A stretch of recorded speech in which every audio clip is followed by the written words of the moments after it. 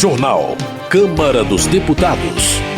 Câmara aprova adesão do Brasil a acordo internacional sobre desenhos industriais. Comissão promove debate sobre projetos que mudam regras do FGTS. Servidores da FUNAI denunciam a deputados casos de assédio institucional. Boa noite. Servidores da FUNAI denunciaram na Câmara atual assédio institucional em meio a problemas estruturais e crônicos. O repórter José Carlos Oliveira acompanhou a audiência e tem mais detalhes. Em audiência na Comissão de Trabalho da Câmara dos Deputados, servidores da Fundação Nacional do Índio denunciaram ameaças e falta de estrutura pessoal e recursos orçamentários para o cumprimento das funções institucionais. Deputada quer levar o tema à análise do Tribunal de Contas da União, além de convocação do ministro da Justiça, ao qual a FUNAI está vinculada, para também cobrar explicações sobre recentes denúncias contra o presidente do órgão, Marcelo Xavier. Entidade dos servidores da FUNAI, a Indigenistas Associados, aponta que a atual gestão mantém um ambiente de trabalho marcado por medo e desconfiança.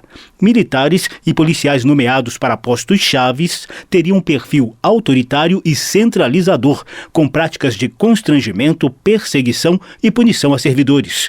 Coordenadora da Indigenistas Associados, Luana de Almeida, classificou a situação de assédio institucional. É uma técnica de governo, um método de governo que limita e constrange a atuação institucional e que, no caso da FUNAI, se materializa na desconstrução das condições administrativas e normativas necessárias para que o órgão possa cumprir com a sua missão. Os assassinatos do Bruno Pereira e do Dom Phillips trouxeram ao mundo essa situação de risco, que estão expostos os povos indígenas e todos aqueles que atuam na defesa das florestas, dos biomas e dessas populações. Os servidores da FUNAI fizeram greve nacional em junho, reivindicando segurança, condições de trabalho e pleno cumprimento da política indigenista. A paralisação ocorreu logo após os assassinatos do indigenista Bruno Pereira e do jornalista Dom Phillips no Vale do Javari, no Amazonas. Bruno era servidor de carreira da FUNAI e já vinha relatando as condições precárias de trabalho.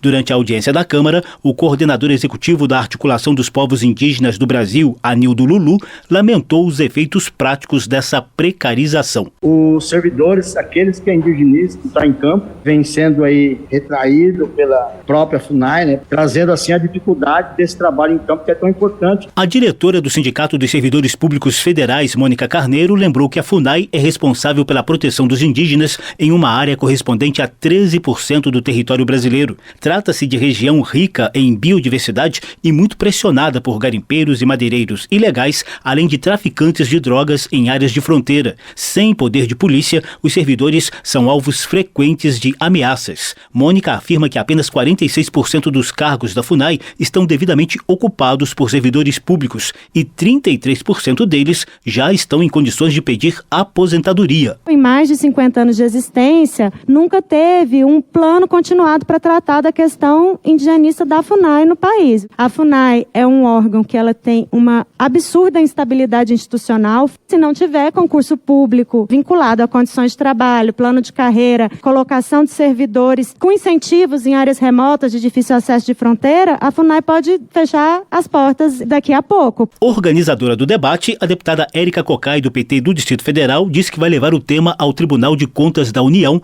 para que tais condições, algumas delas já constatadas pelo próprio TCU, sejam resolvidas. Cocai também anunciou que vai apresentar requerimento na Câmara para a convocação do ministro da Justiça, Anderson Torres, explicar a recente denúncia de que o presidente da FUNAI, Marcelo Xavier, deu apoio a um ex-coordenador do órgão preso por arrendar áreas de terra indígena chavante para produtores rurais no Mato Grosso. A FUNAI é vinculada ao Ministério da Justiça. Queremos convocar o ministro para que o ministro venha e explique como é que você tem um presidente da FUNAI que há uma gravação onde ele se disponibiliza a proteger uma pessoa que estava se utilizando da sua condição de ter um cargo comissionado na FUNAI para efetivar um crime em territórios indígenas, utilizando-se, portanto, do reverso do que seria a sua própria função. Em nota à imprensa, Marcelo Xavier se defende com argumentos de áudios descontextualizados e ficções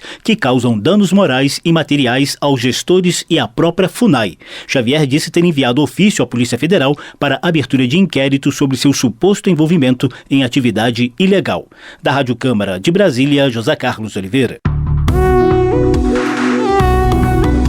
Política.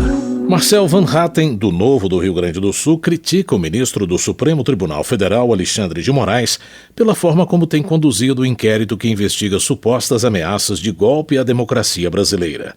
Na opinião do deputado, o ministro Moraes extrapola suas funções ao ordenar a quebra do sigilo telefônico de empresários investigados. Marcel Van Hatten afirma que o fato dos investigados não possuírem foro privilegiado revela que o caso não deveria ser conduzido pelo STF. O parlamentar classifica o inquérito como absurdo, inconstitucional e uma perseguição política. Dr. Agripino Magalhães, do União do Ceará, está indignado com o mandado de busca e apreensão expedido pelo ministro Alexandre de Moraes contra Afrânio Barreira. Segundo o deputado, o empresário teve a sua residência invadida e sua privacidade devastada apenas por fazer parte de um grupo online de apoiadores de Bolsonaro. Dr. Agripino Magalhães acredita que a ação da Polícia Federal é fruto de uma sequência de aberrações jurídicas por parte de membros da Suprema Corte. O deputado afirma que está decepcionado com as ações do Judiciário. Cultura.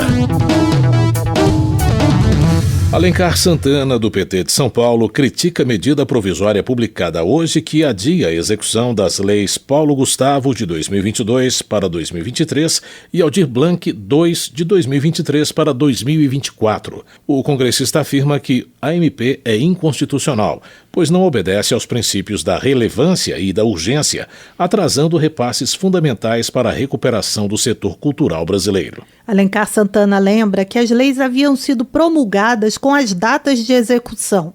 O deputado classifica a situação como mais um ataque à cultura e uma afronta ao parlamento. Economia. Projetos no Legislativo que mudam regras do FGTS provocam impactos 9 vezes maior do que os recursos do fundo. O repórter Luiz Cláudio Canuto acompanhou reunião em que deputados ouviram uma avaliação sobre as propostas. Deputados e governo são contra propostas de mudanças nas regras do FGTS. As propostas em debate atualmente no Legislativo sobre o fundo provocam impactos totais que equivalem a 9 vezes o total de recursos depositados ali. O debate sobre mudanças nas regras do FGTS foi feito virtualmente na Comissão de Trabalho da Câmara, com representantes da Caixa Econômica, do Ministério do Trabalho e de entidades que representam os interesses dos trabalhadores com o FGTS, como a ONG Instituto Fundo de Garantia do Trabalhador. O presidente da entidade, Mário Avelino, destaca que o fundo sofre ameaças constantemente. O governo atual do presidente Jair Bolsonaro, em campanha 2018, falou: vamos desonerar a folha. E eles vêm batendo na tecla sempre do Fundo de Garantia. Avelino se refere à reportagem publicada na Folha de São Paulo em março deste ano, que afirma que o governo pretende desonerar a folha de pagamento das empresas ao reduzir o depósito mensal do FGTS de 8% para 2% e, em caso de demissão sem justa causa, reduzir a multa de 40% para 20%. O teor da reportagem foi desmentido na audiência pública pelo diretor de gestão de fundos do Ministério do Trabalho, Márcio Leão Coelho.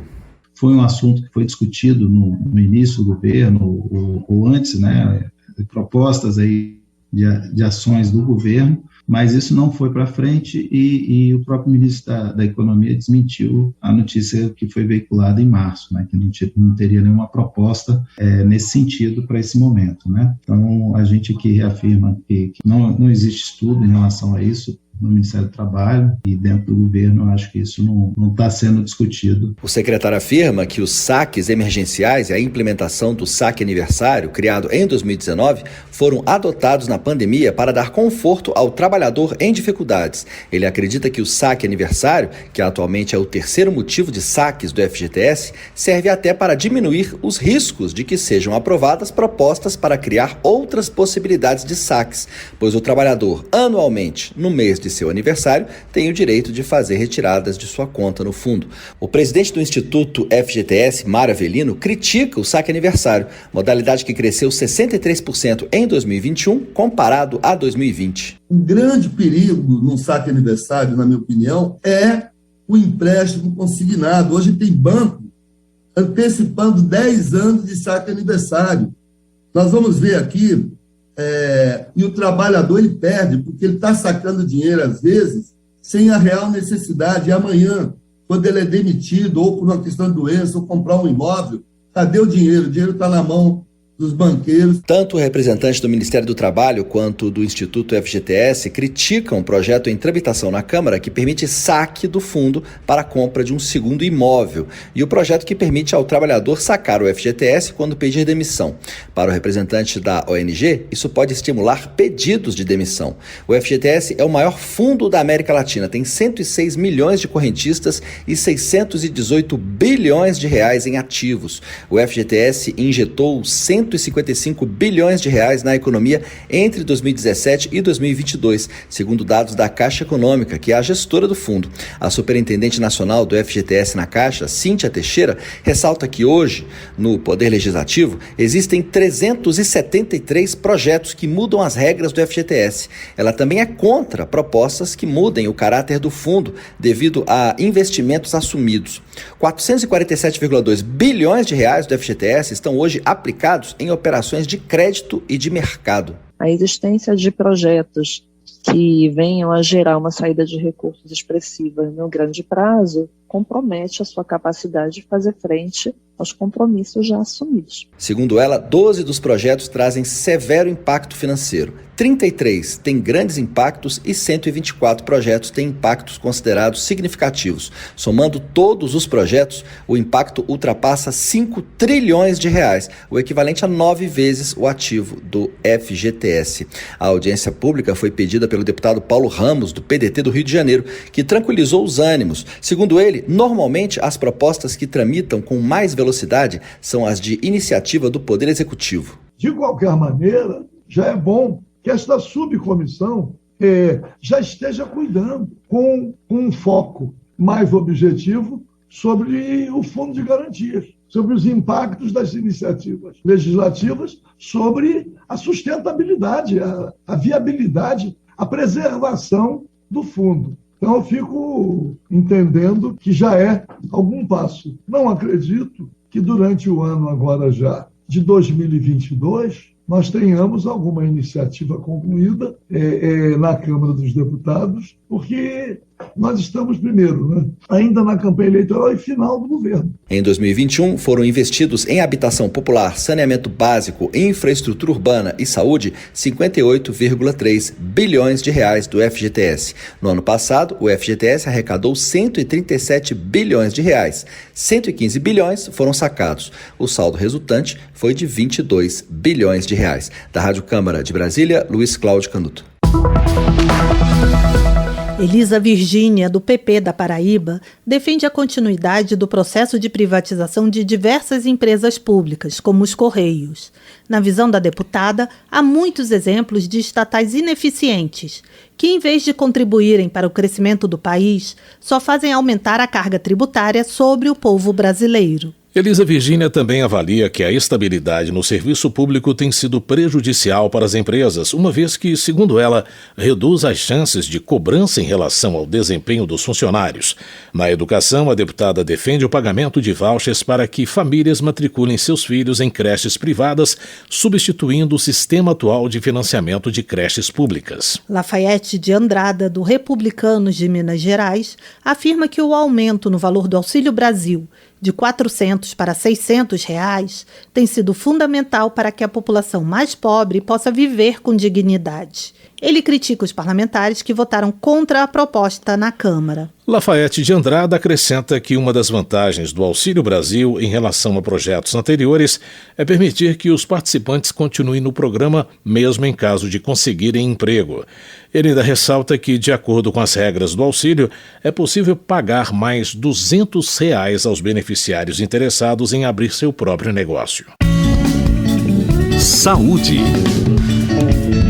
Carmen Zanotto, do Cidadania de Santa Catarina, ressalta a importância da criação do piso salarial para profissionais da enfermagem, após uma luta de anos. Ela defende agora a aprovação de projeto que inclui a saúde entre os setores econômicos beneficiados pela desoneração da folha de pagamento. Carmen Zanotto afirma que a desoneração da folha é fundamental para garantir uma manutenção de empregos na saúde. A deputada lembra que atualmente 17 segmentos já contam com benefício e não considera justo que seja concedido a setores como o automobilístico e deixar de fora o segmento que mais sofreu para salvar vidas durante a pandemia. Vermelho, do PL do Paraná, também celebra a criação do Piso Nacional da Enfermagem, mas ressalta que é preciso estabelecer a fonte que irá financiar a medida. Segundo o deputado, uma das opções é o direcionamento para a saúde dos recursos que poderão ser arrecadados com a legalização dos jogos no país. Vermelho lembra que a Câmara já aprovou a regulamentação dos jogos e que o projeto agora tramita no Senado. Segundo o deputado, se a proposta já tivesse sido transformada em lei, parte dos lucros das empresas de jogos online poderia estar sendo usada para o financiamento do piso da enfermagem. Agricultura. Heitor Chu, do PSB do Rio Grande do Sul, propõe urgência na votação de projetos voltados para o desenvolvimento do setor agropecuário. Entre as propostas em tramitação, ele destaca a proposta que institui o Programa de Desenvolvimento da Indústria de Fertilizantes. Um dos objetivos do programa, segundo Heitor Chu, é reduzir os tributos vinculados a atividades de fabricação de fertilizantes, contribuindo para a valorização da cadeia produtiva. O deputado também defende a urgência na tramitação de projeto que dá garantias de preço mínimo ao produtor de leite nacional.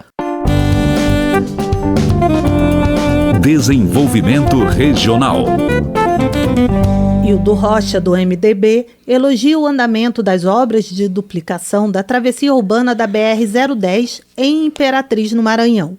O parlamentar informa que visitou o local no último final de semana e que já foi iniciada a construção de 2 viadutos que darão mais segurança e fluidez ao trânsito. Hildo Rocha agradece ao DENIT, responsável pela duplicação, e lamenta que o início dos trabalhos tenha sido atrasado por questões relacionadas ao licenciamento ambiental. O congressista ainda ressalta que, graças aos esforços da bancada maranhense, foi possível garantir mais 5 milhões de reais de investimentos para a obra. Votação. O plenário da Câmara aprovou a adesão do Brasil a um acordo internacional que facilita o registro de desenhos industriais brasileiros no exterior. O repórter Antônio Vital acompanhou a votação e tem mais detalhes. O plenário da Câmara aprovou a adesão do Brasil a um acordo internacional que facilita o registro de patentes de desenhos industriais brasileiros em outros países. O Acordo de Haia sobre o Registro Internacional de Desenhos Industriais, assinado em 1999 em Genebra, na Suíça, também protege patentes de desenhos registrados em qualquer um dos 92 países signatários.